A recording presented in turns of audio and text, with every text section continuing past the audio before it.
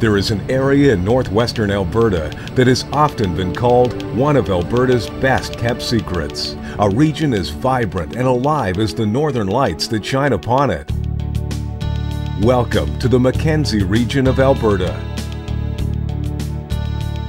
Located in the northwestern corner of Alberta, 800 kilometers north of Edmonton, the Mackenzie region is an area of natural beauty and bountiful resources. It's also Alberta's largest county. The region experienced significant growth in the late 1990s, and the trend is continuing as many businesses and newcomers recognize the unique lifestyle and employment opportunities the region provides. With a young and growing population of just over 21,000 people, along with incredible resource potential, the region is well positioned to attract commercial, residential, and industrial investment opportunities. This, together with a high regard for family and lifestyle, make the region an amazing place to live, work, play, and invest.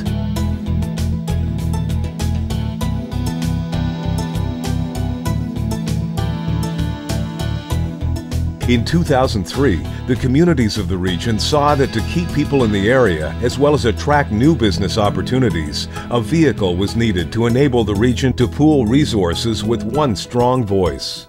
The Regional Economic Development Initiative, or REDI, was formed to work for the best interests of its member communities and industry partners. REDI works out of a broad shared vision relating to economic growth and long-term economic viability and stability. REDI's mandate is to work throughout the region for the better of the region. So to me, that's a really big positive for our entire area. And it's a really wide mix. There's agriculture, there's forestry, there's huge oil and gas deposits, but there's all of the things that come along with that that haven't even been tapped into. The alliances play a really key element in creating economic development in a region. Individually, we can only do so much, and the reality is, especially in the north where our population is a little bit more sparse, we need to work together in order to attract the businesses and in order to keep them sustainable.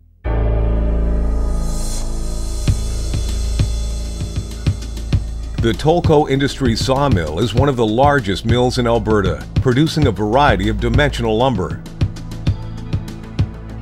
The locally owned La Crete mill also produces dimensional lumber and, as of 2003, added the manufacture of wastewood pellets. The region has also recently added one of the largest OSB mills in the world. The value-added forestry sector in the Mackenzie region looks very promising. The oil and gas industry has done very well in the region since the discovery of a major oil field at Rainbow Lake in 1965. The estimated petroleum reserves in the region account for 36% of natural gas and 80% of the light-medium crude oil in the northwestern part of Alberta.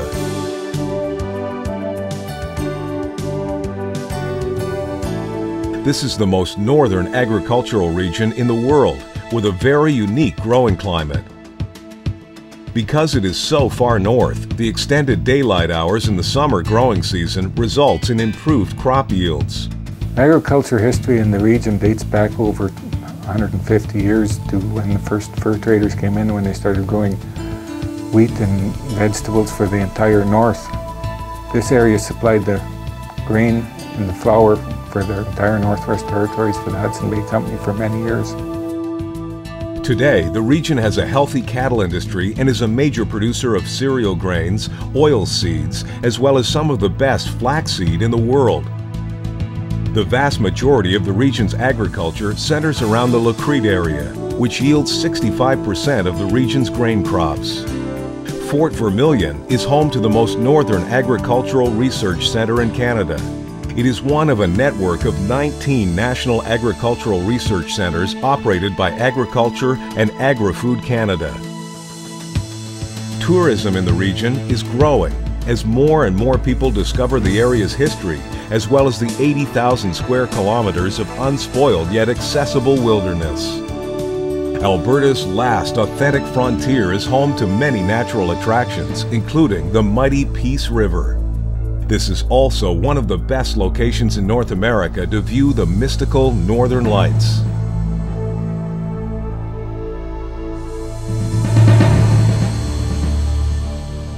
The people of Northwest Alberta are renowned for their strong, progressive community spirit.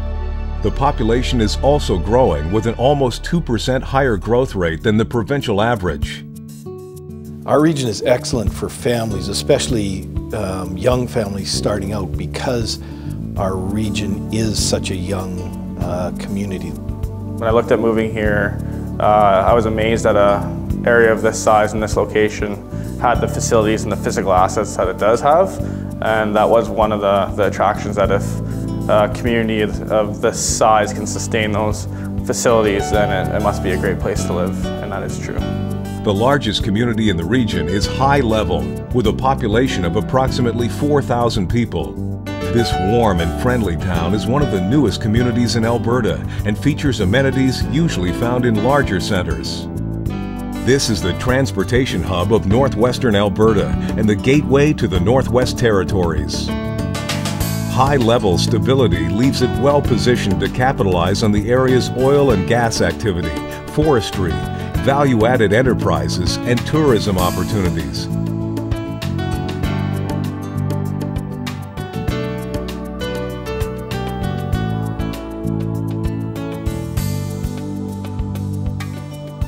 "165 kilometers northwest of High Level, we find the hamlet of Zama City. The community is located in the middle of one of the largest known oil and gas fields in Alberta, and most residents are involved in the oil and gas industry.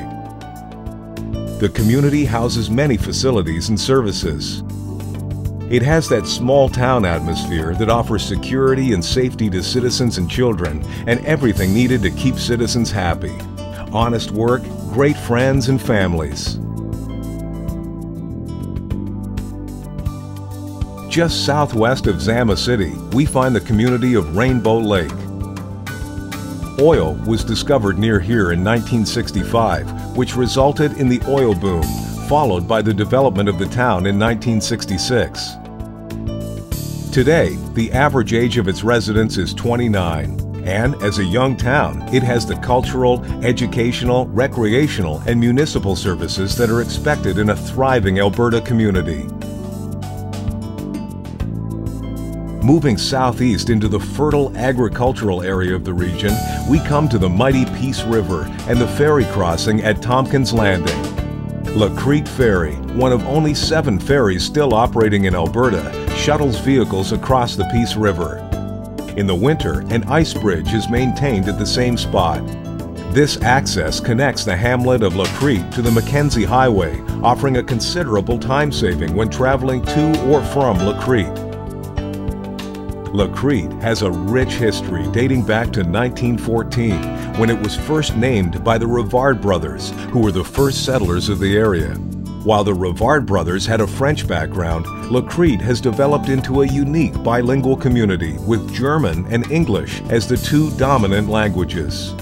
This unique blend is because of the large number of Mennonites who relocated to the area in the 1930s, now the predominant cultural group in the community. Agriculture and forestry has sustained the community and has allowed it to flourish. Just northeast of Lacrete on the banks of the Peace River sits Fort Vermilion, the first settlement in Alberta. Cree and Beaver Indians were the first to inhabit the area. Then came the fur trade. In 1788, the Fort Vermilion trading post was established at Boyer's Post, 5 miles downstream from Fort Vermilion. In 1821, Fort Vermilion was taken over by the Hudson's Bay Company, and about 10 years later, the trading post was moved to its present location of Fort Vermilion. Today, this picture's hamlet nestled beside the Peace River still echoes with its vibrant past.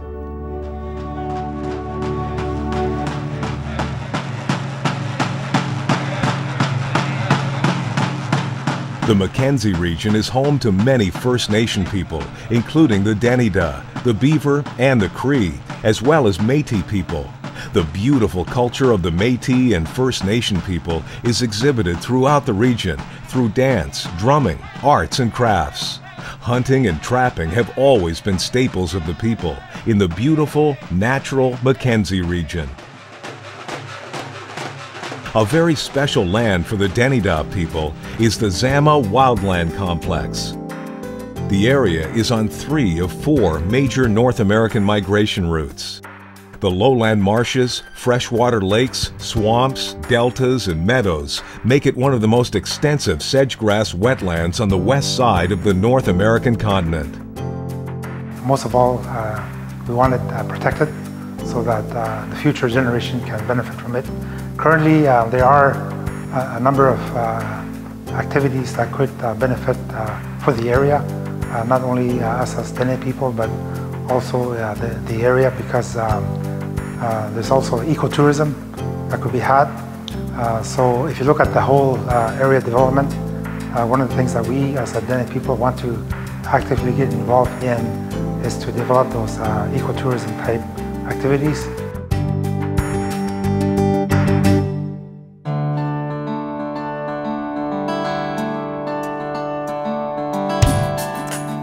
I guess the whole region itself is sort of in its infancy of development. There is so much potential as far as business development,